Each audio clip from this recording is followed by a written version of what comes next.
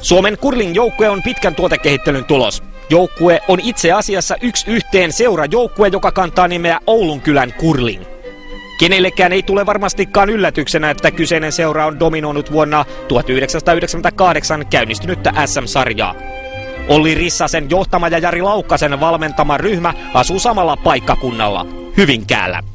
Kaikki joukkueen jäsenet ovat yhtä lukuun ottamatta myös syntyneet Hyvinkäällä. Kalle Kiiskinen, hurja harjaaja, hymyilevä tuhoaja, mies, jolla tuuri on tarvittaessa kohdallaan, kuten eilen nähtiin. Teemu Salo, säkenöivä saattaja, kivi liukuu sinne, minne Markku käskee. 33-vuotias Salo aloitti curlingin 16-vuotiaana. Nöyrä mies harjan varressa saa nauttia seuraavaksi loppuottelun huumasta.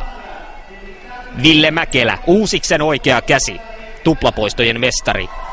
32-vuotias kesäisin pesäpalloa harrastava Mäkelä otti ja lähti 7 vuoden yhteiselon jälkeen Uusi-Paavalniemen rinnalta vuonna 2002, palatakseen takaisin 2005.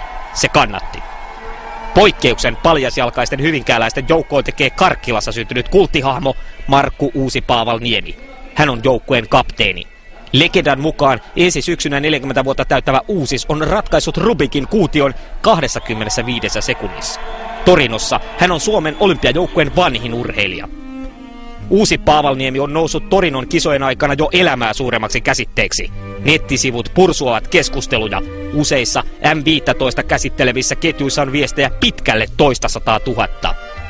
Liikkeellä on myös sähköposteja, joissa Uusi-Paavalniemen maagisia kykyjä puntaroidaan Mustanaamio-sarjakuvista tutuin vertauksin. Hän on kuulemma rakentanut Ville Mäkelän käyttäen apunaan vain videoita ja nippusiteitä. Että näin. Internet-haku antoi taikasanalla Uusi-Paavalniemi lähes 21 000 osumaa. Vielä viimeinen sananlasku. Uusis ei pelkää pimeää, pimeä pelkää häntä. Ensi perjantain jälkeen saatetaan pimeän paikalle laittaa Kanada. Ja se on oikeasti totta. Niin, melkoisen villityksen on tämä menestys saanut. Mitä luulet, miten Markku suhtautuu tähän menestykseen ja tähän puhumiseen hänen ympärillään? Aika kuulisti, että